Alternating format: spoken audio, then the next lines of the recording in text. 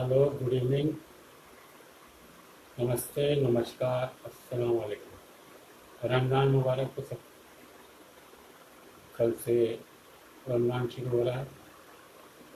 अपने घरों में ही नमाज़ पढ़िएगा, तरावी पढ़िएगा, इबादत कीजिएगा।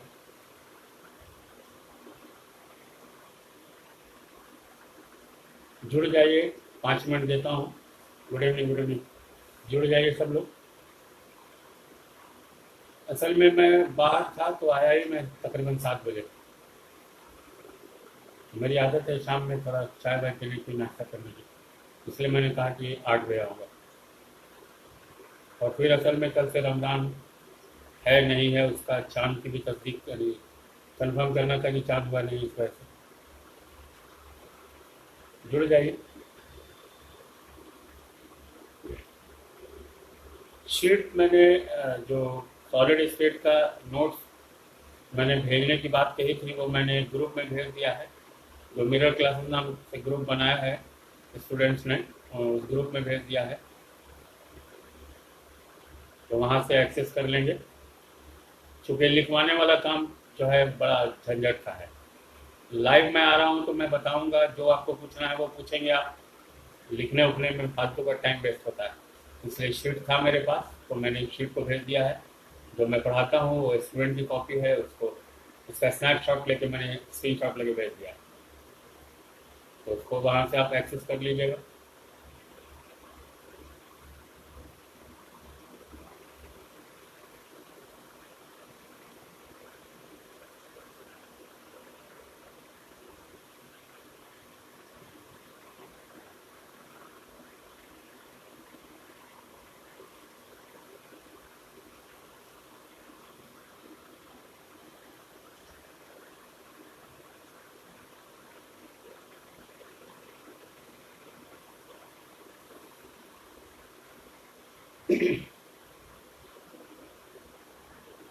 अब तक जितने जितना बात मतलब आप लोगों ने सुना लाइव सॉलिड स्टेट से रिलेटेड, उसमें कोई प्रॉब्लम हुआ अब तक तो बताइए, या कोई सवाल पूछना है तो बताइए। कोई क्वेश्चन पूछना है अब तक जितना है वो उससे रिलेटेड कोई क्वेश्चन पूछना है तो बताइए। 2 मिनट 3 मिनट में मेरे को बताइए, कोई सवाल है, कोई क्वेश्चन है।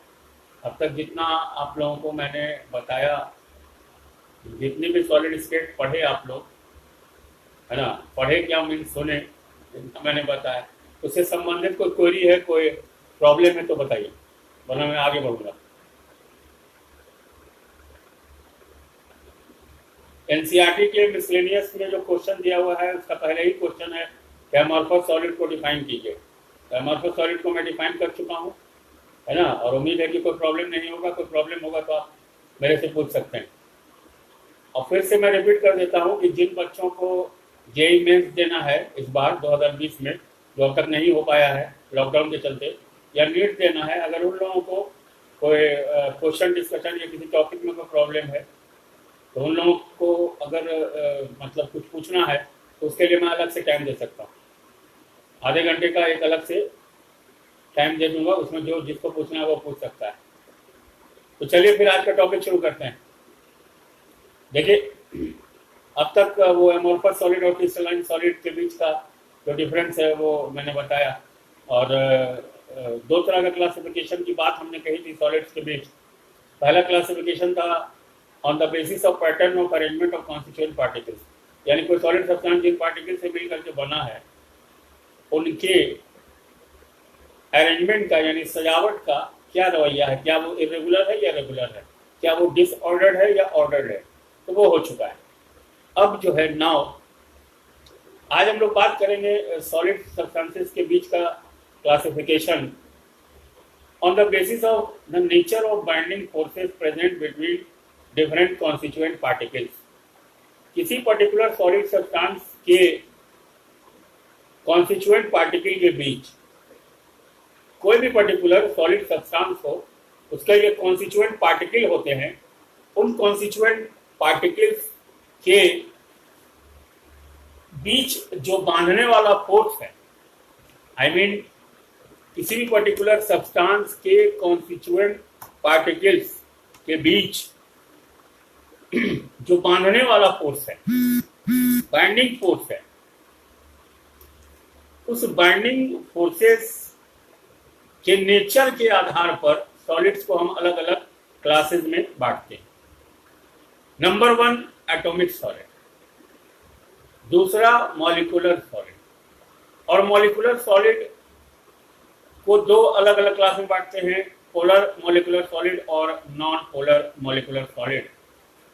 तीसरा है आयोनिक सॉलिड या इलेक्ट्रोस्टैटिक सॉलिड या इलेक्ट्रोवैलेंट सॉलिड या पोलर सॉलिड या एक्लेचे सॉलिड, एक ही नाम है सबका। अगला है कोवैलेंट सॉलिड या नेटवर्क सॉलिड या जॉइंट सॉलिड। अगला है मेटेलिक सॉलिड। अगला है हाइड्रोजन बॉन्डेड सॉलिड। और आखिरी में बनाना सॉलिड। वो बनाना सॉलिड ऐसे ही टाइम पास है, वो आपके सिलेबस का नहीं है, ऐसे ही हंसी मजाक के लिए टीजर है, हालांकि उसका लेना देना केमिकल बॉन्ड से है। वो कैसे है जब आप बताऊंगा मैं। तो अब बारी बारी सबको मैं डिफाइन करता हूं। इन तमाम चीजों से रिलेटेड जो सॉफ्ट कॉपी है नोट्स का, क्लासरूम का नोट्स का, जो क्लास में मैं पढ़ाता हूं, वो ऑलरेडी मैं भेज चुका हूं ग्रुप में। मिरर क्लासेस नाम से जो ग्रुप बना हुआ है ना, तो वहां से अपना उसको आप कर सकते हैं। ठीक है, देखें आप, एक बात और बता देता हूं कि एनसीईआरटी का जितना क्वेश्चन है उसको भी मैं डिस्कस करूंगा, ठीक है ना। और एनसीईआरटी के मिसलेनियस में हो या उसके एग्जाम्पल्स में जो क्वेश्चन है उसको भी मैं डिस्कस करूंगा, है ना। तो आज तो डिस्कस इसलिए नहीं करूंगा कि जब तक पूरा कम से कम हम लोग टाइप ऑफ यूनिट सेल तक नहीं पहुंचते हैं तब तक हैंडफुल ऑफ क्वेश्चन नहीं मिलेगा डिस्कस करने के लिए। तो खाली एमोर्फस क्रिस्टलाइन से क्या डिस्कशन होगा, है ना। तो थोड़ा और पढ़ लेते हैं, फिर उसको जो है डिस्कस करेंगे। वालेकुम सलाम आजम, रमजान मुबारक हो तुमको, सब लोगों को मुबारक हो इनफैक्ट, है ना।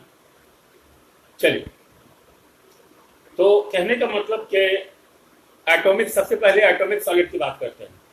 देखें, एटॉमिक सॉलिड का जो इंडिविजुअल कॉन्स्टिट्यूएंट पार्टिकल है, एटॉमिक सॉलिड का, अपना क्वेश्चन पूछो ना यार, कमेंट में टाइप करो, फ्लो में हम रोकेंगे थोड़े ना। तुमको जो पूछना है क्वेश्चन टाइप करो, बताऊंगा मैं। एटॉमिक सॉलिड का individual constituent particle. Good evening Gagan. Atomic solid का इंडिविजुअल कॉन्स्टिट्यूएंट पार्टिकल, यानी कोई भी पर्टिकुलर एटॉमिक सॉलिड जिन पार्टिकल से मिलके बना है वो है इंडिविजुअल एटम्स। यानी एक एटॉमिक सॉलिड का कॉन्स्टिट्यूएंट पार्टिकल क्या है? एटम है। यानी अलग अलग एटम, एक ही एलिमेंट के, ऑब्वियसली एक ही एलिमेंट के अलग अलग एटम से मिल करके जो बनता है सॉलिड, उसको हम एटॉमिक सॉलिड कहते हैं। अब चूंकि शुरू में ही हमने कहा कि ये क्लासिफिकेशन जो है ऑन द, शुक्रिया, on the basis of nature of binding forces, यानी किसी पर्टिकुलर सॉलिड सब्सटेंस के कॉन्स्टिट्यूएंट पार्टिकल के बीच जो बांधने वाला फोर्स है उसके आधार पर है। तो फिर सवाल उठता है भाई कि एक एटॉमिक सॉलिड के कॉन्स्टिट्यूएंट पार्टिकल के बीच जो बांधने वाला फोर्स है वो कौन सा है? तो याद रखेंगे कि एटॉमिक सॉलिड के कॉन्स्टिट्यूएंट पार्टिकल्स एटम्स होते हैं, जो एटम्स एक दूसरे से लंदन फोर्सेस या डिस्पर्सन फोर्सेस से बंधे होते हैं। अब लंदन फोर्सेस और dispersion forces, states of matter में मैंने 6 तरह का इंटरमॉलिक्यूलर फोर्स पढ़ाया था, याद होगा। 6 तरह का इंटरमॉलिक्यूलर फोर्स में था डायपोल डायपोल फोर्सेस नंबर 1, दूसरा डायपोल इंड्यूस्ड डायपोल फोर्सेस, तीसरा आयन डायपोल फोर्सेस, चौथा आयन इंड्यूस्ड डायपोल फोर्सेस, और पांचवा लंदन या डिस्पर्सन फोर्सेस, और छठा मैंने बताया था हाइड्रोजन बॉन्डेड फोर्सेस। तो याद ही होगा लंदन फोर्सेस या डिस्पर्सन फोर्सेस में क्या कहने की कोशिश कर रहा हूं। तो याद रखेंगे कि एक एटॉमिक सॉलिड के कॉन्स्टिट्यूएंट पार्टिकल्स एटम्स होते हैं, और एटम्स के बीच जो बाइंडिंग फोर्स है, जो बांधने वाला फोर्स है, वो कमजोर लंदन फोर्सेस यानी डिस्पर्सन फोर्सेस, दोनों एक ही नाम है, लंदन फोर्सेस बोलिए या डिस्पर्सन बोलिए, डिस्पर्सन फोर्सेस बोलिए। और लंदन फोर्सेस और डिस्पर्सन फोर्सेस मैं पढ़ा चुका हूं कि वो एक कमजोर फोर्स है। जब मैं टाइप्स ऑफ इंटरमॉलिक्यूलर फोर्स पढ़ा रहा था तो उसी वक्त मैंने एकदम एलानिया कह दिया था कि पूरे साइंस के अरीना में, पूरे साइंस के दुनिया में सबसे स्ट्रॉन्गेस्ट फोर्स जो है वो है न्यूक्लियर फोर्स। ठीक है, उसकी कमजोरी यही है कि वो बहुत कम डिस्टेंस पे लगता है, एक फर्मी पर, मात्र 10⁻⁻15 मीटर, जो एक न्यूक्लियस का रेडियस है, ऑर्डर ऑफ 10⁻⁻15 मीटर या 1 फर्मी या 10⁻13 सेंटीमीटर। और सबसे कमजोर फोर्स है वैंडरवाल फोर्स, और लंदन फोर्सेज या डिस्पर्सन फोर्सेज वैंडरवाल फोर्सेज का ही एक उपनाम है, सब क्लास। तो कमजोर होगा, जब बाइंडिंग फोर्स कमजोर होगा तो थोड़ा ही सा हीट दीजिएगा तो फिर अलग अलग हो जाएगा पार्टिकल, अलग अलग हो जाएगा एटम। यानी थोड़ा ही हीट आप सप्लाई करेंगे एटॉमिक सॉलिड को, है ना, तो उसका पार्टिकल क्या होगा, अलग अलग हो जाएगा। क्यों अलग अलग हो जाएगा? क्योंकि फोर्स जो दोनों के बीच है वो कमजोर है।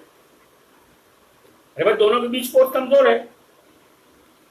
आपको किसी आदमी से कोई उतना लेना देना नहीं है, हल्के फुल्का जान पहचान है, अगर उसके साथ कोई हादसा होता है या कोई मारने के लिए आता है उसको, तो आप अलग हो जाते हैं कि भाई हमको मतलब नहीं। क्यों? क्योंकि आपके साथ उसका फोर्स कमजोर है। हल्का सा टेम्परेचर बढ़ा, हीट आप किसी ने सप्लाई किया, परेशानी खड़ी की, आप अलग हो गए, दूरी बढ़ा लिया आपने। तो याद रखेंगे कि एटॉमिक सॉलिड का मेल्टिंग पॉइंट, जब थोड़ा ही हीट सप्लाई करने के बाद वो उसका जो पार्टिकल है वो अलग हो जाता है, थोड़ा दूर हो जाता है। इसका मतलब है थोड़ा दूर होना यानी डिस्टेंस बढ़ना, और डिस्टेंस बढ़ने का मतलब कि फिजिकल स्टेट ऑफ मैटर बदल जाना। दैट इज, इससे हमको ये पता चलता है कि एटॉमिक सॉलिड का मेल्टिंग पॉइंट क्या होगा, कम होगा। याद रखेंगे, अगर फोर्स का मैग्नीट्यूड यानी binding force, attractive force, force of attraction का मैग्नीट्यूड अगर कम होगा तो मेल्टिंग पॉइंट क्या होगा, कम होगा। अगर अट्रैक्टर का फोर्स बहुत ज्यादा होगा तो मेल्टिंग पॉइंट भी बहुत हाई होगा। दो बहुत गहरी दोस्ती हो किसी दो इंसान में, तो गहरी दोस्ती है तो उसको तोड़ना आसान नहीं है। इसका मतलब है कि हल्का फुल्का परेशानी खड़ी होगी तो नहीं भागेगा, है ना। तो याद रखेंगे कि अगर फोर्स ऑफ अट्रैक्शन का मैग्नीट्यूड कम होगा, अगर अट्रैक्टिव फोर्स का मैग्नीट्यूड कम है दो पार्टिकल के बीच, तो फिर ऑटोमेटिकली मेल्टिंग पॉइंट भी कम होगा, और फोर्स अगर हाई होगा तो मेल्टिंग पॉइंट भी हाई होगा। इसको याद रखिए। तो फिर एटॉमिक सॉलिड के हवाले से 3 याद रखने लायक बातें हैं। नंबर 1 कि इसके इंडिविजुअल कॉन्स्टिट्यूएंट पार्टिकल क्या है भाई, तो अलग अलग एटम्स हैं।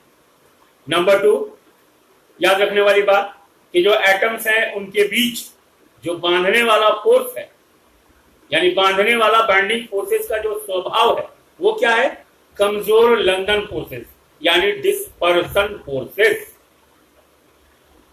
तीसरी बात कि भाई जब फोर्स कमजोर है, लंदन फोर्सेस और डिस्पर्सन फोर्सेस जैसा कमजोर फोर्स है दोनों के बीच बांधने वाला, तो मेल्टिंग पॉइंट कम होगा। इसमें दिमाग ही नहीं लगाना है। फोर्स कमजोर, मेल्टिंग पॉइंट लो। फोर्स हाई यानी मजबूत, मेल्टिंग पॉइंट हाई। इसको याद रखेंगे, ठीक है। कोई दिक्कत? आगे बढ़ते हैं। अब दूसरा नंबर पर है मॉलिक्यूलर सॉलिड। मॉलिक्यूलर सॉलिड बनता है अलग अलग मॉलिक्यूल से। मॉलिक्यूलर सॉलिड के जो इंडिविजुअल कॉन्स्टिट्यूएंट पार्टिकल्स हैं, जिनको कॉन्स्टिट्यूएंट पार्टिकल समझने में दिक्कत है उनको एक दफा मैं फिर बता देता हूं। कॉन्स्टिट्यूएंट का मतलब होता है जिससे बनता है। जैसे मकान बनता है तो ईंट से बनता है, सीमेंट से बनता है, बालू से बनता है, ठीक है ना। मकान जब निर्माण होता है तो वो सीमेंट, ईंट, बालू से बनता है, ठीक है ना। तो वो उसका कॉन्स्टिट्यूएंट पार्टिकल हो गया किसी मकान का। तो लिट्टी बनता है तो आटा और सत्तू से बनता है, तो लिट्टी का कॉन्स्टिट्यूएंट हो गया आटा और सत्तू और नमक एक्सेट्रा जो भी है। आप सब्जी जो बनाते हैं उसमें जितना चीज डालते हैं आप, वो सब उस सब्जी का, है ना, कॉन्स्टिट्यूएंट पार्टिकल है। तो एक मॉलिक्यूलर सॉलिड का कॉन्स्टिट्यूएंट पार्टिकल हम याद रखेंगे कि अलग अलग मॉलिक्यूल्स होता है, इंडिविजुअल मॉलिक्यूल्स होता है। और मॉलिक्यूलर सॉलिड के भी कॉन्स्टिट्यूएंट पार्टिकल्स को जो बांधने वाला फोर्स है वो कमजोर वैंडरवाल फोर्स है। मॉलिक्यूलर सॉलिड के कॉन्स्टिट्यूएंट पार्टिकल को बांधने वाला force, binding force, weak van der Waals force है, कमजोर वैंडरवाल फोर्स है। फिर से, जब कमजोर वैंडरवाल फोर्स है, बांधने वाला जब फोर्स कमजोर होगा तो फिर हमको बताना थोड़े ना जरूरी है यार, है। एक चपाक मारोगे तो ऐसे ही मॉलिक्यूल भागेगा, यानी उसका मेल्टिंग पॉइंट क्या होगा, कम होगा, जल्दी पिघल जाएगा, मेल्ट कर जाएगा आसानी से। आसानी से मेल्ट करने का मतलब कि बहुत ज्यादा हीट सप्लाई करने की जरूरत नहीं। तो याद रखेंगे कि एटॉमिक सॉलिड का इंडिविजुअल कॉन्स्टिट्यूएंट पार्टिकल क्या हुआ, अलग अलग एटम हुआ। बांधने वाला फोर्स क्या हुआ, लंदन फोर्सेज या डिस्पर्सन फोर्स हुआ। मेल्टिंग पॉइंट कमजोर फोर्स है तो क्या हुआ, एटॉमिक सॉलिड का लो हुआ। अब आइए मॉलिक्यूलर सॉलिड में, मॉलिक्यूलर सॉलिड का इंडिविजुअल कॉन्स्टिट्यूएंट पार्टिकल क्या हुआ, अलग अलग मॉलिक्यूल हुआ। इन पर्टिकुलर इंडिविजुअल मॉलिक्यूल के बीच जो बांधने वाला फोर्स का स्वभाव है, नेचर है, वो क्या हुआ, वीक वैंडरवाल फोर्स हुआ। अब जब वीक वैंडरवाल फोर्स हुआ तो फिर इसका भी मेल्टिंग पॉइंट क्या होगा, लो होगा। कम हीट टेम्परेचर पे क्या हो जाएगा, मेल्ट कर जाएगा। अब इससे जब दोनों का मेल्टिंग पॉइंट कम हो गया, कंसेप्ट लीजिए, लिखा पढ़ी के पैर में मत फंसिए, है ना। जब दोनों के कॉन्स्टिट्यूएंट पार्ट, ये तो बच्चे वाली बात हो गई कि मतलब एटॉमिक सॉलिड का कॉन्स्टिट्यूएंट पार्टिकल क्या है, एटम है, रहा करे यार, रहेगा ही। बॉयज हॉस्टल में बॉयज ही रहेगा, गर्ल्स हॉस्टल में गर्ल्स ही रहेगा, वो तो लिखा ही हुआ है। इसमें कौन सा रॉकेट साइंस है कि गर्ल्स हॉस्टल का कॉन्स्टिट्यूएंट पार्टिकल गर्ल्स है और बॉयज हॉस्टल का कॉन्स्टिट्यूएंट पार्टिकल बॉयज है? इसमें कोई रॉकेट साइंस नहीं है। अरे एटॉमिक सॉलिड का कॉन्स्टिट्यूएंट पार्टिकल एटम है, मॉलिक्यूलर सॉलिड का कॉन्स्टिट्यूएंट पार्टिकल मॉलिक्यूल है। इसको लिखा पढ़े में क्या करना है ना। इंपॉर्टेंट ये है कि दोनों के बीच जो बांधने वाला फोर्स है वो कमजोर लंदन फोर्स है एटॉमिक सॉलिड के कॉन्स्टिट्यूएंट पार्टिकल के बीच, और मॉलिक्यूलर सॉलिड के कॉन्स्टिट्यूएंट पार्टिकल के बीच भी कमजोर वैन वाल फोर्स है। अब दोनों के बीच कमजोर फोर्स है तो दोनों का मेल्टिंग पॉइंट क्या हुआ, लो हुआ, यानी कम ही टेम्परेचर मतलब पर लो टेम्परेचर पर ही वो मेल्ट कर जाता है। मेल्टिंग पॉइंट कम होने का मतलब क्या हुआ, फिर कम ही टेम्परेचर पे वो मेल्ट कर जाता है। अब देखो इसका नतीजा क्या निकलता है, कितना आसान है। जब यार दोनों कम ही टेम्परेचर पे मेल्ट कर जाएगा तो दोनों का दोनों क्या होगा, सॉलिड होने के बावजूद सॉफ्ट होगा। ये एनसीईआरटी का मिसलेनियस क्वेश्चन है। इतना जो घुमा के मैंने बताया उसके पीछे रीजन ये पूछता है कि मॉलिक्यूलर सॉलिड सॉफ्ट क्यों होता है, इसके लिए इतना मैंने बताया। जब दोनों कम ही टेम्परेचर पे मेल्ट कर जाता है एटॉमिक सॉलिड और मॉलिक्यूलर सॉलिड, तो फिर दोनों सॉलिड होने के बावजूद भी मेरे भाई सॉफ्ट होगा। इसको समझने में तो कोई दिक्कत नहीं होनी चाहिए। अरे जो आसानी से है ना मान जाता है वो क्या होता है, थोड़ा मतलब अच्छा दिल का, यानी करुणा बहुत होता है उसके अंदर। लोग बोलता नहीं है, जैसे माँ होती है सबकी, बड़ी जल्दी मान जाती है, गलती भी करते हो फिर भी मान जाती है ना। तो क्या बोलते हो, बड़ी जल्दी पिघल गए। तो बड़ी जल्दी इसलिए पिघल गए कि सॉफ्ट है आपके प्रति, आप उनके बच्चा हैं, है ना। आप गांजा पी के भी आइएगा तो आपको मतलब प्यारे करेंगे। तो कहने का तात्पर्य है कि जब मेल्टिंग पॉइंट कम है, कम ही टेम्परेचर पे मेल्ट कर जाता है, इसका मतलब है कि दोनों का दोनों सॉलिड होने के बावजूद वे सॉफ्ट है। ठीक है, अब आगे बढ़ते हैं। अब मॉलिक्यूलर सॉलिड में दो तरह का है, इसको दो क्लास में बांटा गया। पहला है पोलर मॉलिक्यूलर सॉलिड और दूसरा है नॉन पोलर मॉलिक्यूलर सॉलिड। अब पोलर और नॉन पोलर के बीच डिफरेंस क्या है उसको समझें आप। पहले आप पोलरिटी समझिए, क्या मामला है पोलरिटी का। पोलरिटी का मतलब होता है बंटवारा, डिस्ट्रीब्यूशन, एकदम सिंपल वर्ड।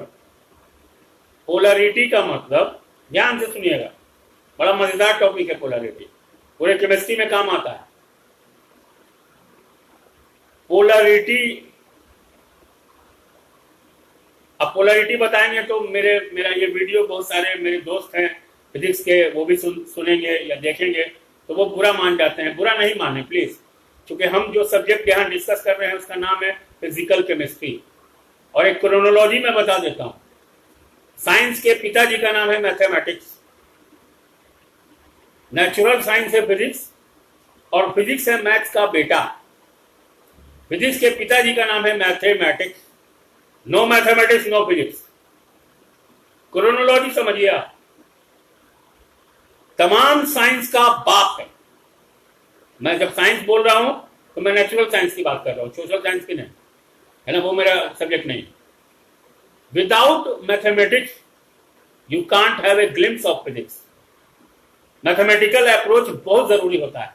तो जब फिजिक्स ही अपने आप में वास्तविक विज्ञान है, नेचुरल साइंस है, वो डिराइव हुआ है मैथमेटिक्स से, और फिजिक्स का बेटा है, परपोता है फिजिकल केमिस्ट्री। तो अगर फिजिक्स में किसी चीज को मेरे फिजिक्स के दोस्त लोग एक्सप्लेन करेंगे तो उनको तो मैथमेटिक्स में जाना पड़ेगा, तो मैथमेटिक्स वाले क्यों बुरा मानेंगे? तो फिर जब हम फिजिक्स का बेटा, पोता, नाती फिजिकल केमिस्ट्री का एक टॉपिक सॉलिड स्टेट डिस्कस करेंगे तो उसमें तो पोलरिटी आएगा, और हमको पोलरिटी डिस्कस करने के लिए फिर फिजिकल केमिस्ट्री के पिताजी या दादाजी या नाना जी जो है फिजिक्स, उसमें तो जाना पड़ेगा। ठीक है, इसलिए नो हार्ड फीलिंग्स, मतलब मेरी मजबूरी है, इट इज अ कंपल्शन। ठीक है, चलिए ठीक है। पोलरिटी का मतलब होता है डिस्ट्रीब्यूशन, यानी बंटवारा। अब चूंकि हम लोग नेचुरल साइंस में है तो यहां बंटवारा होता है चार्ज के आधार पर। चार्ज के आधार पे जो बंटवारा होता है उसको बोलते हैं पोलरिटी। ठीक है, इलेक्ट्रोस्टैट में हमारे फिजिक्स के दोस्त लोग, भाई लोग ऑनलाइन क्लासेस चला ही रहे हैं, बता ही रहे हैं, बहुत जबरदस्त बता रहे हैं। मैं अपने लिमिट में रह करके बताऊंगा, बहुत ज्यादा इंटरफेयर नहीं करूंगा मैं फिजिक्स में, मेरी जितनी सीमा है उतनी में मैं एग्जाम्पल देके निकलूंगा। पोलरिटी का मतलब चार्ज का बंटवारा, चार्ज के आधार पर डिस्ट्रीब्यूशन, और चार्ज के आधार पर बंटवारा आपको पता है कि दो अलग अलग एंड है, दोनों एंड पे, दोनों पोल पर, दोनों पॉइंट पर चार्ज मौजूद है। अब दोनों चार्ज सिमिलर भी हो सकता है, डिसिमिलर भी हो सकता है। सिमिलर होगा तो रिपल्शन होगा, और डिसिमिलर होगा तो अट्रैक्शन होगा। उसके लिए आदरणीय कुलम साहब ने इलेक्ट्रोस्टैटिक लॉ दिया है, तो उसमें मुझे नहीं जाना, मैं टॉपिक पे वापस आता हूं। कहने का मतलब पोलरिटी मतलब चार्ज के आधार पर बंटवारा। और यहां केमिस्ट्री में जब हम पोलरिटी की बात करते हैं तो यहां पोलरिटी क्रिएट होता है इलेक्ट्रोनिगेटिविटी के डिफरेंस के आधार पर, इलेक्ट्रोनिगेटिविटी के अंतर पर, इलेक्ट्रोनिगेटिविटी के डिफरेंस के आधार पर पोलरिटी क्रिएट होता है। इसको दिमाग में घुसाओ। Polarity means distribution on the basis of charge. The basis can be in terms of magnitude or in terms of their nature, that is positive or negative. Distribution, charge के आधार पर जो बंटवारा होता है उसको हम पोलरिटी बोलते हैं। अभी लॉकडाउन में देखिए समाज में बंटवारा, कुछ बच्चे कोटा में फंसे हुए हैं, कुछ बच्चे गरीब मजदूर हैं, ये भी समाज का सिस्टम है। हमारे आपके पास है 10-20 केजी चावल गेहूं खरीद के घर में स्टोर करने का, हमारे गरीब मजदूर भाइयों के पास भी नहीं है। ये भी बंटवारा है समाज में, ये भी बंटवारा है, इसको भी पोलरिटी कह सकते हैं। पोलराइज होना, बंट जाना। हर मुद्दे पे जो सोशल नेटवर्किंग साइट पे लोग अपनी अपनी राय देते हैं, वो भी क्या है, राय के आधार पे अलग अलग डायरेक्शन में बंट गए, ये भी पोलरिटी है। शादी विवाह में खाने का औरतों का अलग इंतजाम होता है, मर्दों का अलग, आमतौर पर, है ना। मैं बुफे सिस्टम की बात नहीं कर रहा, उसको भी पोलरिटी ही कह सकते हैं। That is also polarity. Polarity का मतलब बंटवारा।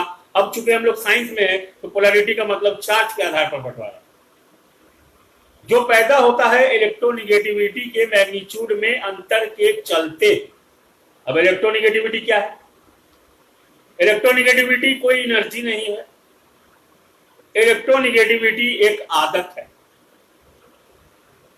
It is just a tendency, आदत, टेंडेंसी कि कोई भी पर्टिकुलर एटम अगर किसी दूसरे एटम के शेयर्ड पेयर ऑफ इलेक्ट्रॉन, किताबी लाइन फिर एग्जांपल पे आएगी, अगर कोई पर्टिकुलर एटम अपने बाजू के एटम के शेयर्ड पेयर ऑफ इलेक्ट्रॉन्स को अपनी तरफ अट्रैक्ट करने की आदत, टेंडेंसी प्रदर्शित करता है, शो करता है, तब इसको बोलते हैं इलेक्ट्रोनिगेटिविटी, जिसको हम एक वर्ड में डिफाइन कर सकते हैं। इलेक्ट्रोनिगेटिविटी सोसाइटी में हमारे आसपास हो रहा है, बहुत सारे बच्चों को मैं देखता हूँ, हमारे स्टूडेंट्स को, अजब अजब तरह का बाइक लेकर के बाल को ऐसे ऐसे करते रहते हैं, वो भी इलेक्ट्रोनिगेटिविटी है। जितना तरह का बाल का हेयर स्टाइल बना रहे हो आजकल तुम लोग, वो भी इलेक्ट्रोनिगेटिविटी है। सब्जी वाला सुबह सुबह चिल्लाता है सब्जी बेचने के लिए, वो भी क्या कर रहा है, लोगों को अपनी तरफ अट्रैक्ट कर रहा है, वो भी इलेक्ट्रोनिगेटिविटी है। बस स्टैंड में जाओगे, बस वाला कंडक्टर चिल्लाता है, छपरा सिवान एटसेट्रा एटसेट्रा, वो भी क्या है, लोगों को अपनी तरफ आकर्षित करके बुला रहा है, वो भी इलेक्ट्रोनिगेटिविटी है। तो इलेक्ट्रोनिगेटिविटी का मतलब अपनी तरफ अट्रैक्ट करना। केमिस्ट्री में एक एटम दूसरे एटम के शेयर्ड पेयर ऑफ इलेक्ट्रॉन्स को जब अपनी तरफ अट्रैक्ट करने की आदत का प्रदर्शन करता है, तब इस आदत को अगल बगल वाले एटम कहते हैं कि अरे इलेक्ट्रोनिगेटिविटी दिखा रहा है। ठीक है, तो इलेक्ट्रोनिगेटिविटी आप लोग कैसे दिखाते हैं सबको पता ही है। वो ऐसे ऐसे करके कहीं पे खड़ा होता है, 10-20 बार तो बालें झाड़ता रहता है ना, ऐसे ऐसे करके सैलून में जाके अजब अजब टाइप से कहता है कि प्लास से मिटवा दो बाल को, वो भी इलेक्ट्रोनिगेटिविटी है। ठीक है ना, ये जो एक से एक सेल्फी या सेल्फा जो चल रहा है एक से एक डीपी जो लगाते हो, वो भी इलेक्ट्रोनिगेटिविटी। फेसबुक पे फ्रेंड रिक्वेस्ट भेजते भेजते जो ब्लॉक हो जाते हो, वो भी इलेक्ट्रोनिगेटिविटी है। उसके लिए फिर रिस्पॉन्सिबल तुम्हारा इलेक्ट्रोनिगेटिविटी ही है, दैट इज ऑल्सो इलेक्ट्रोनिगेटिविटी। शादी विवाह में तुम जो बन ठन के जाते हो किसी फंक्शन को अटेंड करने के लिए, पूरा 40,000 लीटर जो परफ्यूम छीट लेते हो, दैट इज ऑल्सो इलेक्ट्रोनिगेटिविटी। आईने के सामने जितना देर तक खड़े रहते हो, वो भी इलेक्ट्रोनिगेटिविटी को प्रदर्शन करने के लिए ही करते हो ऐसा। इलेक्ट्रोनिगेटिविटी एक आदत है, एक टेंडेंसी है। अपने बगल के एटम्स के शेयर्ड पेयर ऑफ इलेक्ट्रॉन्स को, जो ऑलरेडी शेयर्ड है, जो ऑलरेडी बॉन्डेड है, उनको अपनी तरफ अट्रैक्ट करना चाह रहे हो तो, ठीक है, उसको बोलते हैं electronegativity. Clear? Electronegativity is not an energy. ठीक है, अब इलेक्ट्रोनिगेटिविटी का डिफरेंस, अब इलेक्ट्रोनिगेटिविटी का डिफरेंस क्या है? सोसाइटी में इलेक्ट्रोनिगेटिविटी का जब डिफरेंस होता है तो जलन की भावना पैदा होती है, जेलसी की भावना पैदा होती है। मान लीजिए आपका दोस्त आपसे बेहतर है, मैं नहीं कहता कि आपको जलन की भावना हो जाती, मैंने एक बात ऐसी hypothetically I am trying to make you feel understand, ऐसा होता है इलेक्ट्रोनिगेटिविटी के अंतर के साथ। अब राजपाल यादव जितनी भीड़ खींच सकता है, उससे कहीं ज्यादा भीड़ खींच लेगा विराट कोहली। राजपाल यादव आ गया कहीं पर, लोग 500 आदमी उसके पीछे हैं, ऑटोग्राफ दे दीजिए, गंजी दे दीजिए, लुंगी दे दीजिए, और अचानक विराट कोहली आ गया, तो राजपाल यादव को ठेलते हुए निकल जाएगा लोग, हट राजू, उधर आ गया विराट। ये क्या है? यानी विराट कोहली की इलेक्ट्रोनिगेटिविटी का मैग्नीट्यूड राजपाल यादव के इलेक्ट्रोनिगेटिविटी के मैग्नीट्यूड से बहुत ज्यादा है, कहीं ज्यादा है। और क्यों ज्यादा है सबको पता है। तो इलेक्ट्रोनिगेटिविटी एक आदत है, एक टेंडेंसी है, अपने शेयर्ड, अपने एक एटम की दूसरे, अपने आजू बाजू के एटम के एडजेसेंट एटम्स के बॉन्डेड पेयर ऑफ इलेक्ट्रॉन्स या शेयर्ड पेयर ऑफ इलेक्ट्रॉन्स को अपनी तरफ आकर्षित करने का। ठीक है ना, इसको बोलते हैं। मान लीजिए आप कहीं पढ़ रहे है ना, पढ़ने के क्रम में आपको एहसास हुआ कि फलानी जगह ज्यादा अच्छी पढ़ाई होती है, तो वो जो आपको अट्रैक्ट करा रहा है अपनी तरफ, वो भी इलेक्ट्रोनिगेटिविटी है। खैर आते हैं टॉपिक पर। तो इलेक्ट्रोनिगेटिविटी के चलते होता क्या है कि पार्शियल पॉजिटिव चार्ज और पार्शियल नेगेटिव चार्ज एक्वायर कर लेता है अलग अलग एटम एक ही मॉलिक्यूल के अंदर। एक ही मॉलिक्यूल के अंदर अलग अलग एटम जो है वो पार्शियल पॉजिटिव चार्ज का मतलब होता है एक यूनिट चार्ज से कम, और एक यूनिट चार्ज का मैग्नीट्यूड क्या होता है वो सबको पता है, 1.602189 1.602189 इंटू 10⁻⁻19 कूलम सबको पता होगा एक इलेक्ट्रॉन पे कितना चार्ज होता है। ठीक है ना, तो एक यूनिट चार्ज बोलते हैं उसको, उस मैग्नीट्यूड को। और हमने कहा पार्शियल चार्ज का मतलब कि उससे उसका वैल्यू हमेशा कम होगा, क्योंकि सबको पता है कि इलेक्ट्रॉन भी क्वार्क नाम के पार्टिकल से मिलकर बना है। अब क्वार्क और डॉन क्वार्क है ना, तो उस पर नहीं जाना, बहुत ज्यादा फालतू चीज हो जाएगा, टॉपिक तक ही रहते हैं। तो कहने का मतलब है कि पार्शियल चार्ज एक्वायर करता है। क्यों एक्वायर करता है?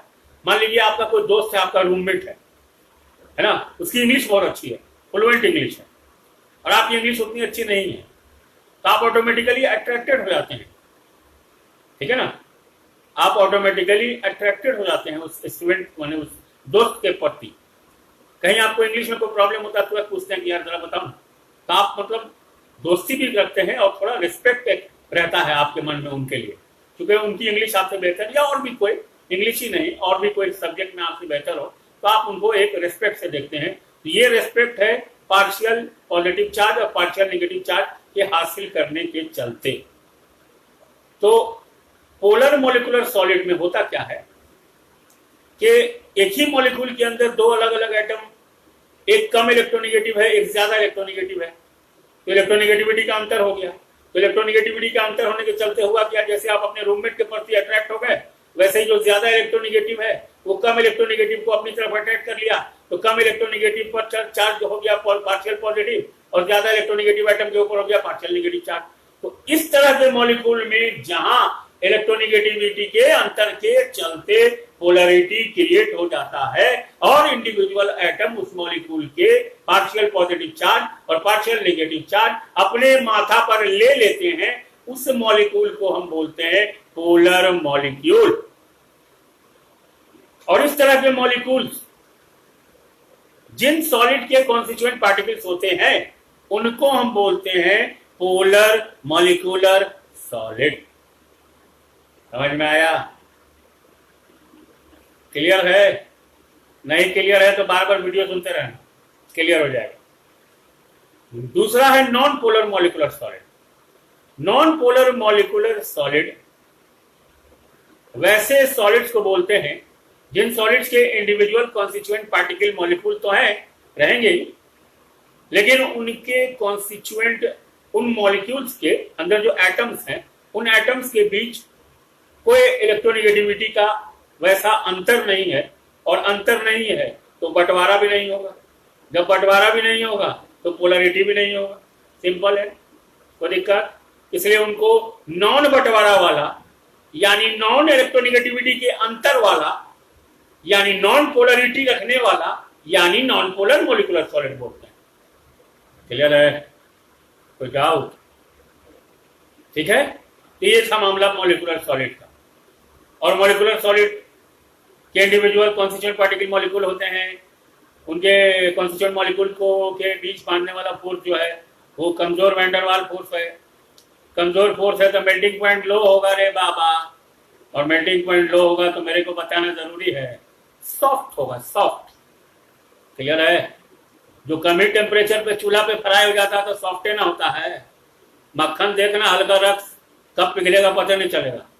ठीक है, तो मेल्टिंग पॉइंट कम है। ठीक है, चलिए आगे बढ़ते हैं।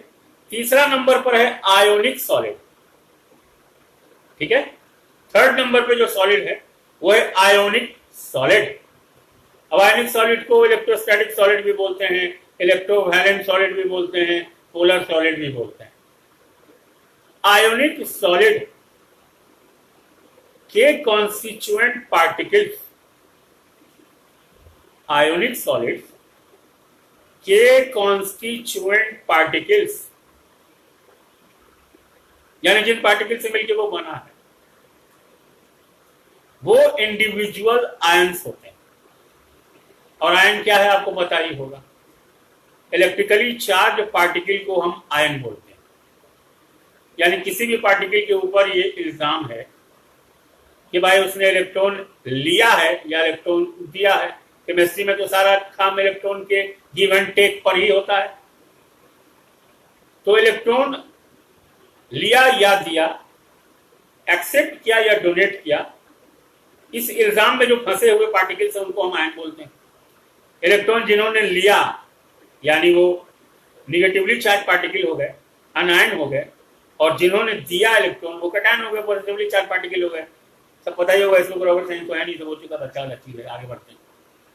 तो इंडिविजुअल आयंस होते हैं कॉन्स्टिट्यूएंट पार्टिकल आयोनिक सॉलिड्स के, ठीक है ना। और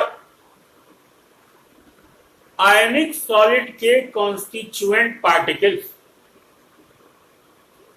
किसी आयोनिक सॉलिड के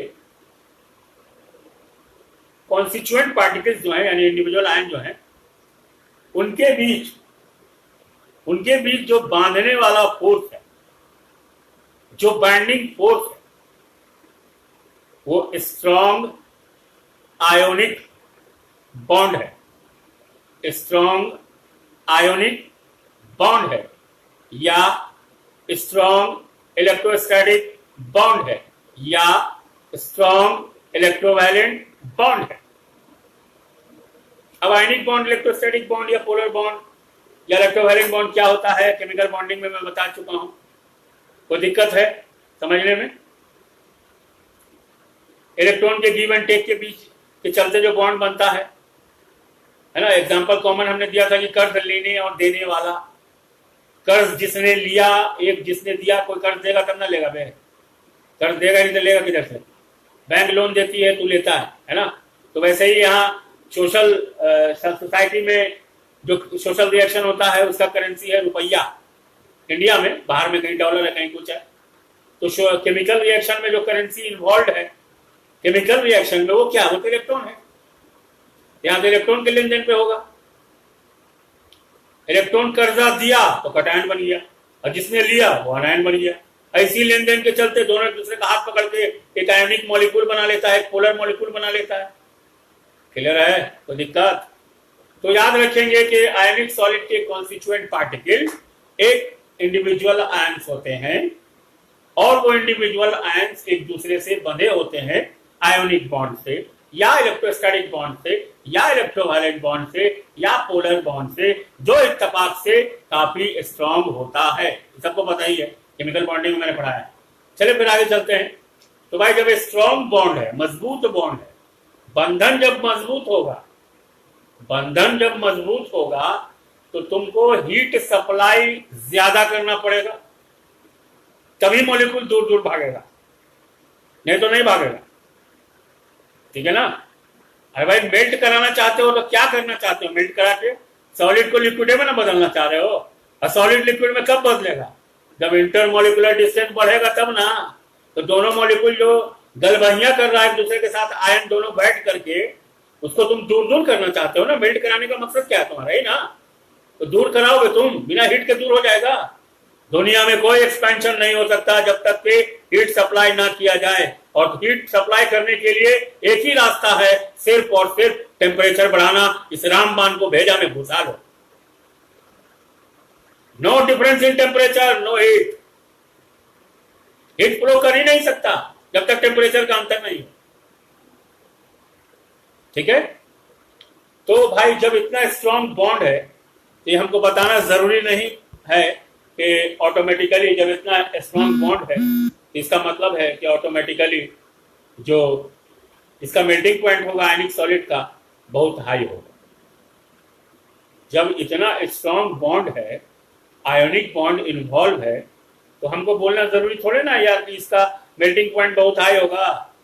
करण अर्जुन वाला बंधन है, ये बंधन तो आयनिक सॉलिड का बंधन है, तो मेल्टिंग पॉइंट क्या होगा भाई? ऑटोमेटिकली उसका बहुत हाई होगा, है ना। कम हीट एनर्जी दोगे, सप्लाई करोगे तो आसानी से मेल्ट नहीं करेगा। तो 3 इंपॉर्टेंट बात रिकैप करता हूं मैं, ठीक है ना। आज आयनिक सॉलिड तक ही बताएंगे, क्योंकि कल से रमजान है तो थोड़ा सा इबादत वबादत, पूजा अर्चना ये सब भी जरूरी है ना। तो इसी पर हम खत्म करेंगे, इसको पहले खत्म कर दें। देखो आयनिक सॉलिड से रिलेटेड इंपॉर्टेंट बात मैंने क्या क्या बताया। नंबर 1, इसके इंडिविजुअल कॉन्स्टिट्यूएंट पार्टिकल किन पार्टिकल से मिलकर बना है भाई? तो अलग अलग आयन है, और आयन के बीच बांधने वाला फोर्स क्या है? स्ट्रॉन्ग आयनिक बॉन्ड है, पोलर बॉन्ड या पोलर बॉन्ड है, या इलेक्ट्रोस्टैटिक बॉन्ड है, या इलेक्ट्रोवैलेंट बॉन्ड है। ठीक है? अब आयनिक बॉन्ड को हम इलेक्ट्रोस्टैटिक बॉन्ड बोलते क्यों है सबको बता चुके हैं यार, एक के बात को बार बार नहीं बताएंगे। क्योंकि आयनिक बॉन्ड है यार, तो इलेक्ट्रॉन का ट्रांसफर हुआ है। इलेक्ट्रॉन का ट्रांसफर हुआ मैंने चार्ज का ट्रांसफर हुआ, तो चार्ज का ट्रांसफर हुआ तो 2 अलग अलग एंड बना, एक पॉजिटिवली चार्ज एक निगेटिवली चार्ज। तो दोनों अपोजिट चार्ज के बीच फोर्स कौन सा लगेगा? बाबा कूलम को याद करो, कूलम लाओ, इलेक्ट्रोस्टैटिक फोर्स लाओ, यानी ए बराबर Q1 Q2/r², या ए बराबर 1/4πε0 Q1 Q2/r², एक्सेट्रा एक्सेट्रा सब बता चुके हैं। एक ही बात को बार बार पूछ के माथा की बोर करता है। चलिए ठीक है, टॉपिक बात है। तो याद रखेंगे कि आयनिक सॉलिड के इंडिविजुअल कॉन्स्टिट्यूएंट पार्टिकल्स अलग अलग इंडिविजुअल आयंस होते हैं। और इन आयंस के बीच जो बांधने वाला फोर्स है, जो नेचर ऑफ बॉन्डिंग फोर्स है, वो मजबूत आयनिक बॉन्ड है या पोलर बॉन्ड है या इलेक्ट्रोस्टैटिक बॉन्ड है या इलेक्ट्रोवैलेंट बॉन्ड है। अब मेरे भाई जब बॉन्ड इतना मजबूत है, आई मीन फोर्स जो है बांधने वाला बाइंडिंग फोर्स जब मजबूत है, तो मेल्टिंग पॉइंट इसका क्या होगा? हाई होगा। और जब मेल्टिंग पॉइंट हाई होगा, ये हमको बताना जरूरी है, कैसा सॉलिड? हार्ड होगा, सॉफ्ट कतई नहीं होगा। जिनका मेल्टिंग पॉइंट लो है वो सॉफ्ट हो सकते हैं, लेकिन आयनिक सॉलिड का मेल्टिंग पॉइंट हाई है because of the presence of strong ionic forces और इलेक्ट्रोस्टैटिक फोर्सेज और इलेक्ट्रोवायलेंट फोर्सेज और पोलर फोर्सेज। ठीक है। अब आयनिक सॉलिड से जरूरी एक इंपॉर्टेंट बात, मेल्टिंग पॉइंट तो हाई होगा, समझिएगा। आयनिक सॉलिड नॉर्मली, ध्यान से सुनिए, आयोनिक सॉलिड्स नॉर्मली यानी नॉर्मल सर्कमस्टांसेस में, यानी नॉर्मल हालात में, नॉर्मल कंडीशंस में इलेक्ट्रिसिटी यानी विद्युत, इलेक्ट्रिसिटी को कंडक्ट नहीं करते नॉर्मली, यानी सॉलिड स्टेट में। इलेक्ट्रिसिटी के क्या है ये? Non conductor. नॉन कंडक्टर, मैं बैड कंडक्टर नहीं बोलता। ये क्या है? Bad conductor, good conductor, either conductor either non conductor, either conductor either insulator. Bad conductor, good conductor क्या है? ठीक है ना? तो नॉन कंडक्टर यानी इलेक्ट्रिसिटी को कंडक्ट नहीं करते। और इलेक्ट्रिकल प्रॉपर्टी में मैं पहले ही बता चुका हूं कि कंडक्टर उसको कहते हैं जब कोई इलेक्ट्रिक फील्ड, और इलेक्ट्रिक फील्ड क्या है मालूम है? तमाम इलेक्ट्रॉन चिल्लाते हो जा रहा है, चलो बुलावा आया है, बिजली ने बुलाया है, प्रेम से बोलो जय इलेक्ट्रिसिटी की। तो इस इलेक्ट्रॉन के जुलूस को जो अपने अंदर से गुजर जाने की परमिशन देता है उसको हम कंडक्टर बोलते हैं, और जो कहता है नहीं जाने देंगे उसको इंसुलेटर बोलते हैं। और इस इलेक्ट्रॉन के फील्ड को यानी इलेक्ट्रिक फील्ड को जो अपने अंदर से नॉर्मली जाने नहीं देता है और 3-4 चबरात पड़ता है, तमाचा खाता है, यानी टेम्परेचर बढ़ाते हो तो जाने देता है, उसको सेमी कंडक्टर बोलते हैं। और जहां पर रोकने वाला दरवाने नहीं है, एक ऐसा अपार्टमेंट है जहां कोई दरवाने नहीं है, यानी वो सुपर कंडक्टर है, कोई रेजिस्टेंस नहीं है। ही बता चुके हैं, दोबारा से रिकैप कर रहे हैं। सवाल ऐसा ऐसा लिख लिख के बोर करता है तुम लोग। तो कहने का मतलब है कि आयनिक सॉलिड जो है बाबू नॉर्मली इलेक्ट्रिसिटी को कंडक्ट नहीं करता, लेकिन अपने मॉल्टेन स्टेट में यानी पिघले हुए स्टेट में, या जब इसको किसी पोलर सॉल्वेंट में, पोलर सॉल्वेंट मतलब सबसे बढ़िया एग्जांपल है वाटर, है ना? वाटर की जो वाटर एक पोलर कंपाउंड भी है, और वाटर की खूबसूरती है कि हमारे केमिस्ट्री के दुनिया में जितना भी अवेलेबल सॉल्वेंट है उसमें सबसे बेहतरीन सॉल्वेंट है वाटर। यही कारण है कि सॉल्यूशन चैप्टर में जितना चीज डुबाते हो वो सब डुबाते हो पानी में, इसी को सॉल्वेंट, यूनिवर्सल सॉल्वेंट मान के इस्तेमाल करते हो। और ऑर्गेनिक केमिस्ट्री में तुम्हारा कार्बन टेट्राक्लोराइड CCl4, उसका कारण है, कारण ये कि वाटर का डाइलेक्ट्रिक कांस्टेंट जो है सबसे ज्यादा हाई है 80.6, 80.6। सेकेंड नंबर पे कार्बन टेट्राक्लोराइड आता है जिसका 65.3 है। तो वाटर का डाइलेक्ट्रिक कांस्टेंट सबसे ज्यादा हाई है, इसलिए वाटर को सबसे बेहतरीन सॉल्वेंट माना जाता है। घोलक, मिलनसार है, किसी को भी घोल देगा, भेजते रहिए घोलता रहेगा, इतना मिलनसार कंपाउंड है। तो जब आयनिक सॉलिड अपने मॉल्टन स्टेट में होता है, पिघले हुए स्टेट में होता है ना, या फिर उसको किसी पोलर सॉल्वेंट जैसे वाटर में डिसॉल्व किया जाता है, तो डिसॉल्व कराओगे तो क्या होगा? इलेक्ट्रोलिसिस शुरू हो जाएगा, बाहर से बैटरी जोड़ दोगे तो इलेक्ट्रोलिसिस होगा तो क्या होगा? आयन की मोबिलिटी बढ़ेगी, है ना? आयनिक कंपाउंड क्या होगा? अपने रिस्पेक्टिव कैटायन एनायन में टूटेगा। तो कैटायन एनायन में टूटेगा तो क्या होगा? कैटायन एनायन अलग अलग एंड पे भागेगा। तो कैटायन और एनायन क्या है? आयन, आयन का अलग अलग एंड पे भागना का मतलब क्या हुआ? Flow of ion. अब फ्लो ऑफ आयन का मतलब क्या होता है? बाबा फराडे के अनुसार फ्लो ऑफ इलेक्ट्रिसिटी। तो भेजा में घुसा कैनिक सॉलिड नॉर्मल सर्कमस्टांसेस में नॉर्मली इलेक्ट्रिसिटी का नॉन कंडक्टर है, कंडक्ट नहीं करता है, इंसुलेटर है। लेकिन पिघले हुए स्टेट में यानी मॉल्टन स्टेट में या अथवा इलेक्ट्रोलिसिस अगर कराएं, किसी पोलर सॉल्वेंट में डिसॉल्व करा दें उसको, जैसे कि वाटर है उसमें डिसॉल्व अगर कर दे उसको, तो फिर इलेक्ट्रोलिसिस होगा तो अलग अलग आयन में टूटेगा, तो flow of mobility of ion के चलते इलेक्ट्रिसिटी को कुछ हद तक, टू सम एक्सटेंट, कुछ हद तक इलेक्ट्रिसिटी को कंडक्ट करेगा। पुअर कंडक्टर बहुत ज्यादा नहीं, बिजली फ्लो कराने के लिए थोड़ी नमक घोल घोल के होगा काम जितना पावर ग्रिड में नमक थोड़े बोलेगा। पुअर कंडक्टर कुछ हद तक हल्का फुल्का, ठीक है, पुअर कंडक्टर इलेक्ट्रिसिटी का बन जाएगा, will start to behave as a poor conductor, मतलब it doesn't conduct electricity at all in solid state, but Gandhi मैदान भर के but it will start to show some poor conductivity, or it will start to conduct electricity to some extent or to a little bit of extent when it is in molten state or when it would be dissolved in any polar solvent like water। ये था अंग्रेजी संस्करण। समझ में आया? समझ में आया कि नहीं? कुछ पूछना उछना है तो कमेंट करो। दिया 5 मिनट, आज का समाचार समाप्त हुआ। कल मिलेंगे हम लोग, कल टाइप करेंगे टाइम, क्योंकि कल से रमजान है तो देखना पड़ेगा। 7 बजे या 7:15 या 7:30 जो भी होगा हम फेसबुक पे लिख देंगे। चलो, किसी को कुछ पूछना है तो पूछो, कोई दिक्कत है, कोई डाउट है समझने में तो बोलो। मेरे को जितना समझाना है वो फेसबुक लाइव में मैं समझा दूंगा। और लिखित जो संस्करण है, लिखित मसाला तेल, प्रॉब्लम डिस्कस होगा, ठीक है ना। प्रॉब्लम अभी आएगा नहीं इसमें, प्रॉब्लम तब आएगा जब हम टाइप्स ऑफ यूनिट सेल पढ़ाएंगे ना।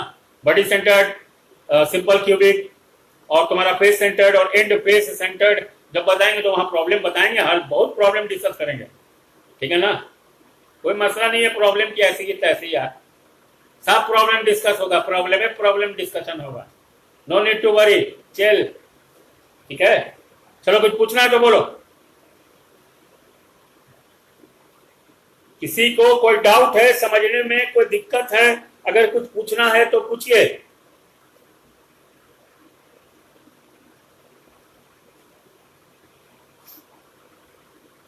और वीडियो शेयर करने के लिए बोल दिए हैं, सबको अपना वीडियो शेयर करेगा, ठीक है ना।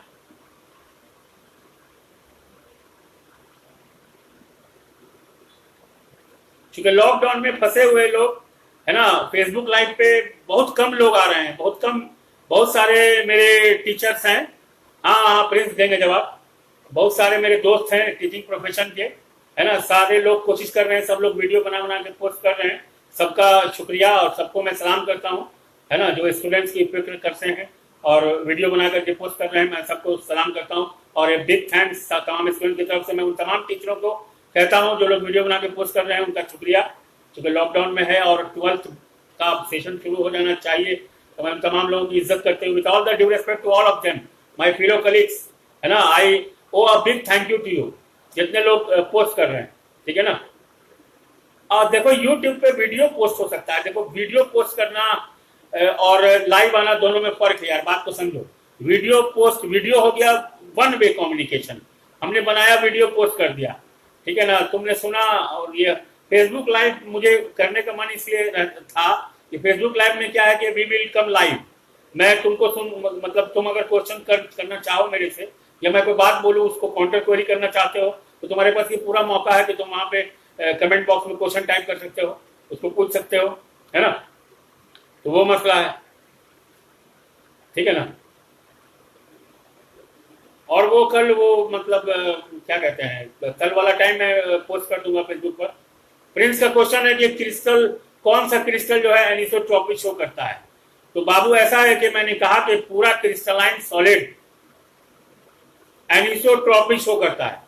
और आज जितना क्लासिफिकेशन अभी जो मैंने बताया है, atomic solid, molecular solid, polar molecular, non polar molecular, ionic solid, covalent solid, hydrogen bonded solid, फिर तुम्हारा वो मेटेलिक सॉलिड, ये सब क्रिस्टलाइन सॉलिड का ही अलग अलग टाइप है। इसको सबको डिटेल में पढ़ना है। तो जितना क्रिस्टल जितना crystalline solid as a whole, crystalline solid जितना भी है वो तमाम क्रिस्टलाइन सॉलिड एनिसोट्रॉपी शो करेगा, करके ही रहेगा। वो तमाम क्रिस्टलाइन सॉलिड एनिसोट्रॉपिक है और तमाम एमोर्फस सॉलिड आइसोट्रॉपिक है। और इस सॉलिड स्टेट में आपको जो पढ़ना है वो है क्रिस्टलाइन सॉलिड। एमोर्फस सॉलिड थोड़ा सा पढ़ के उसको क्या पढ़ना, उसका तो कोई शेप नहीं है, ठीक है ना। एमोर्फस सॉलिड तो कंफ्यूज है, उसको सुपर कूल्ड लिक्विड भी लोग बोलते हैं। क्यों बोलते हैं बताया ही। एमोर्फ का मतलब without having any proper form, और प्रॉपर फॉर्म इसलिए नहीं है कि वो एक ऐसा सॉलिड है जिसका पॉसिबल जो अरेंजमेंट है कॉन्स्टिट्यूएंट पार्टिकुलर है, प्रॉपर मैनर में है ही नहीं, तो फिर उसको तो आपको पढ़ना नहीं है ना, ठीक है ना। तो आपको जो यहां पढ़ना है, एनसीईआरटी में एक क्वेश्चन है, ठीक है ना, कि वो स्क्वाड वाला वो हम डिस्कस करेंगे, ठीक है ना। लेकिन पहले सॉलिड उसको डिस्कस करने के लिए है क्या ना, कि सॉलिड का जो क्लासिफिकेशन है मेटेलिक सॉलिड तक वो जब पढ़ा देंगे तब उसको डिस्कस करने की स्थिति में होंगे, है ना। पहले बता देंगे तुमको, तब ना बताएंगे, तब तुमको समझ में आएगा। एनसीईआरटी के मिसलेनियस के तमाम क्वेश्चंस को मैं डिस्कस करूंगा। एनसीईआरटी के चैप्टर खत्म होने के बाद जितना क्वेश्चन है उसको मैं डिस्कस करूंगा, ठीक है। और पिछले 10 साल का क्वेश्चन भी मैं बिहार बोर्ड का और सीबीएसई बोर्ड का दोनों को अध्ययन कर रहा हूं मैं, ठीक है। लाइन बाय लाइन एक एक क्वेश्चन डिस्कस किया जाएगा। इसीलिए चूंकि यहाँ पर काम ज्यादा हो जाएगा 12th ओरिएंटेड, इसीलिए मैंने कहा था कि जिनको नीट देना है 2020 में, जो अभी तक नहीं हुआ है, या जिनको जेईई मेंस जो अवेटेड है, जो जिनको देना है, अगर उनको कोई क्वेश्चन पूछना है मेरे से नीट का या जेईई मेंस से रिलेटेड, तो उनके लिए मैं अलग से टाइम दे दूंगा। अबे लॉकडाउन है, दिन भर फुर्सत में, और क्या काम है यहाँ पे, है ना। कहीं जाना है ना आना है, कोई कम्युनिकेशन है ही नहीं, जाने आने का तो जाएगा आएगा किधर। तो मतलब अगर वो कहेंगे तो मैं कर दूंगा। I would be in fact happy to do that, है ना, कोई दिक्कत नहीं। Everything is for you students, कोई प्रॉब्लम नहीं। तो तुम लोग देख लो अपना, ठीक है ना। और मेरे से कल किसी ने कहा था कि सर आप क्या खा रहे थे कल, तो मैं जो खाता हूं उसका नाम है 100% एक्सपोर्ट क्वालिटी रजनीगंधा कभी कभार, और केसर वाला बाबा 160, ठीक है। ये कोई खुशी की बात नहीं है या कोई बहुत मतलब क्या करें गर्व की बात नहीं है कि मैं उसको खाता हूं। कुछ लोगों को चाय की आदत होती है, मुझे चाय की आदत नहीं है। कुछ लोग पान खाते हैं, मैं पान का आदी नहीं। कुछ लोग सिगरेट फूकते हैं, मुझे बीड़ी सिगरेट धुआं फूकने का कोई शौक नहीं, ठीक है। रजनीगंधा तुलसी की आदत स्टूडेंट लाइफ से है, थोड़ा बहुत कभी कभी खा लेते हैं, ठीक है ना। तो वही मामला है, बड़ा बेहतरीन मसाला है वो चलिए ठीक है। किसी ने पूछा था तो जवाब मैंने यूं ही दिया, अरे सब छोटा भाई की तरह हो, कोई मामला है ना। कम से कम हम उन लोगों में से हैं जो जैसे हैं वैसे दिखते तो हैं, कोई मुखौटा नहीं लगाता मैं अपने स्टूडेंट के साथ, ठीक है, क्लियर। जब खुदा से पर्दा नहीं तो उसके बंदों से क्या पर्दा। एक बात याद रखना, जब खुदा से पर्दा नहीं तो उसके बंदों से क्या पर्दा। वो तो ऊपर वाला हर जगह देख रहा है ना सबको। इंसान को रियल रहना चाहिए, बिंदास रहना चाहिए, मस्त रहना चाहिए। कल किसी ने कहा तो उसको मैंने कॉम्प्लीमेंट के तौर पे लिया, उसकी बात को मैंने बुरा नहीं माना। बुरा क्यों मानना, कोई बात नहीं, है ना। उसे कहना था कि सर आप बोल रहे हैं तो वो मतलब रजनीगंधा खा करके, हमने कहा ठीक है भाई, नहीं खा करके क्या दिक्कत है इसमें। अच्छा, गिब्स एनर्जी और केमिकल पोटेंशियल के बारे में बताइए, आकिब जावेद का क्वेश्चन है। चले ठीक है आकिब, तुम्हारा क्वेश्चन है कि गिब्स एनर्जी और केमिकल पोटेंशियल के बारे में। देखो गिब्स एनर्जी जो है, पहले इसको समझते हैं। किसी भी पर्टिकुलर सिस्टम के अंदर वो अवेलेबल एनर्जी जिसका कन्वर्जन हम कर सकें, जिसका कन्वर्जन हम कर सके यूजफुल वर्क में, मैक्सिमम वर्क डन एक्सट्रैक्ट करने में, उसी को हम बोलते हैं गिब्स फ्री एनर्जी। चूंकि फ्री एनर्जी टर्म जिसने क्वाइन किया था उनका नाम था विलार्ड गिब्स, मैथमेटिशियन थे बेचारे विलाट गिब्स, जिन्होंने एक टर्म उछाला फ्री एनर्जी, इसलिए उसको गिब्स एनर्जी बोलते हैं। गिब्स एनर्जी हम डिफाइन करते हैं कि किसी पर्टिकुलर सिस्टम में जो सरप्लस एनर्जी, और जब हम सरप्लस एनर्जी बोले ना तो उसका मतलब इंटरनल एनर्जी के अलावे, ठीक है। Gibbs energy is like the, जैसे किसी बैंक में मिनिमम बैलेंस रखते हो ना यार, 1000 रुपया 2000 रुपया, उसके अलावे जो पैसा है जिसको जब चाहे तुम निकाल सकते हो, बैंक पैसा नहीं काटेगी, तो वो रिजेम्बलेंस है फ्री एनर्जी का। Free energy is the minimum surplus energy available in any particular system which can be extracted or which can be derived to do any useful work or to obtain maximum useful work from that particular system is called Gibbs energy। दूसरा तुम्हारा question है कि chemical potential, chemical potential से बेहतर है तुम बोलते cell potential. Cell potential मतलब हाँ हम समझ रहे हैं, बता रहे हैं। सेल पोटेंशियल हम डिफाइन करते हैं कि भाई सेल में दो अलग अलग एंड होता है, एक कैथोड एक कैथोड। सेल पोटेंशियल डिफाइन करते हैं, एक तो होता है इलेक्ट्रोड पोटेंशियल, किसी पर्टिकुलर सेल के अंदर इलेक्ट्रोड और इलेक्ट्रोड के चारों तरफ जो सराउंडिंग जो घिरा हुआ इलेक्ट्रोलाइटिक सॉल्यूशन होता है, उन दोनों के बीच के पोटेंशियल डिफरेंस को हम बोलते हैं इलेक्ट्रोड पोटेंशियल। और दो इलेक्ट्रोड के बीच का जो पोटेंशियल डिफरेंस होता है उसको बोलते हैं सेल पोटेंशियल। क्लियर है? कोई दिक्कत? क्लियर? कोई दिक्कत?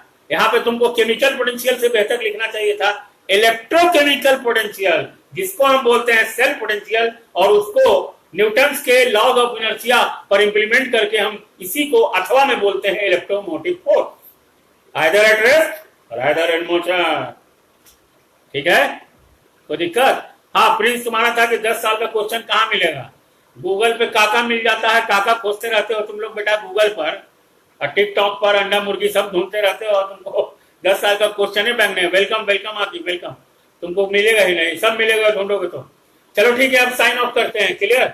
बढ़िया से रहो, है ना। कल का टाइम हम देंगे यार, टाइम थोड़ा मैंने मेरे को फ्लक्चुएट करना पड़ेगा, आई मीन एडजस्ट करना पड़ेगा, क्योंकि कल से रमजान है। तो अब देखते हैं अफ्तार वगैरह नमाज से कितने बजे फ्री होते। हम फेसबुक पर टाइम पोस्ट कर देंगे, ठीक है ना। तो टाइम वही रहेगा 7 to 7:30, ठीक है ना। तो कल फिर आते हैं, मेरे लिए क्वेश्चन ढूंढ के रखना, अटेंशन मत लेना। एनसीईआरटी का मैं एक मिसलेनियस क्वेश्चन हर चैप्टर का डिस्कस करूंगा थॉरो में, डिटेल में। हर न्यूमेरिकल डिस्कस करूंगा थॉरो में, डिटेल में। अच्छा, ये वाला वीडियो कंप्लीटली 12th ओरिएंटेड रहेगा। जिनको जेई मेंस या नीट के लिए देना है, क्योंकि जेई मेंस और नीट के लिए लिखा पढ़े नहीं चलेगा, सवाल दागो आंदोलन। फेसबुक लाइव आएंगे, मेरे लिए काम ढूंढ के रखो, कमेंट में क्वेश्चन टाइप करो, मैं फटाफट सबका जवाब दूंगा। ठीक है? कोई दिक्कत? चूंकि वीडियो बना के फिर वीडियो, अरे वीडियो ऑडियो बना के कहा माथा खराब करो यार। फेसबुक लाइव पे जो पूछना पूछो, वीडियो ऑडियो क्या है ना। वीडियो हम पोस्ट करना मेरे लिए आसान होगा, वीडियो पोस्ट करने में क्या मसला है। वीडियो में तू मेरे को पकड़ेगा, हम कुछ भी बोल के भाग जाएंगे, है ना। हम कोरोना पे गाना लिख के भाग जाएंगे, पकड़े आएगा हम, कुछ नहीं आएगा तो, नहीं ना बेवकूफ। ये ज्यादा बेहतर है ना। It is a medium, it is a medium where we are having a online conversation. You can ask whatever you want to ask, just feel free to ask, तुम्हारे ऊपर है। अब तुम क्वेश्चन नहीं पूछ सकते हो, तुमको पढ़ने ही नहीं आता, तो हम क्या करें। कितना बार समझाया कि तुम डॉक्टर के पास जाते हो तो चुपचाप से बैठे रहते हो, डॉक्टर भाषण देता है उसको सुनते हो तुम। अरे डॉक्टर से बात करोगे ना कि सर ये दवा हमको उतना अच्छे से फायदा नहीं कर रहा, वो दवा लिख दीजिए। Discussion is the key to education. बगैर डिस्कशन के you are not learning anything, कुछ भी नहीं।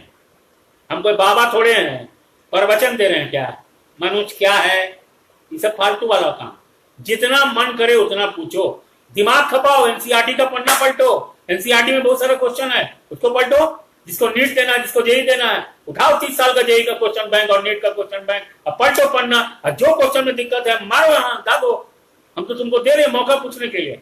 अभी सबसे बड़ा मसला तो यहाँ पे यही है कि कोई क्वेश्चन पूछने दे नहीं रहा है, और जो आदमी दे रहा है तो उसको ले नहीं रहा है। अब क्या करें, इससे ज्यादा क्या बोल सकते हैं, है ना। तो बात को समझो, जितना चाहो उतना पूछ सकते हो, पूछने का कोई रिस्ट्रिक्शन नहीं है। ठीक है, चलो ठीक है, फिर साइनिंग ऑफ। बढ़िया से रहो, बाहर मत निकलो, और जो लोग रोजा रखेंगे वो घर में ही नमाज पढ़िए, घर में ही तलावत कीजिए, घर में ही तरावी पढ़िए, बाहर नहीं निकलिए। सरकार के लॉकडाउन को फॉलो कीजिए, सोशल डिस्टेंसिंग को अच्छे से मेंटेन कीजिए, कम से कम निकलिए, जरूरी सामान लेने के लिए बाहर निकलिए, फिर घर में घुस जाइए और नमाज घर ही पे अदा कीजिए, घर ही पे पढ़िए, है ना। इबादत घर ही पे कीजिए, कोई प्रॉब्लम नहीं होना चाहिए, ना आपको ना आपके वजह से दूसरों को। आराम से रहिए और लॉकडाउन का फॉलो कीजिए, है ना। स्टे सेफ, स्टे हेल्दी, है, बी एट योर होम। कल का टाइम कल, ठीक है, okay, good night, bye for now, bye.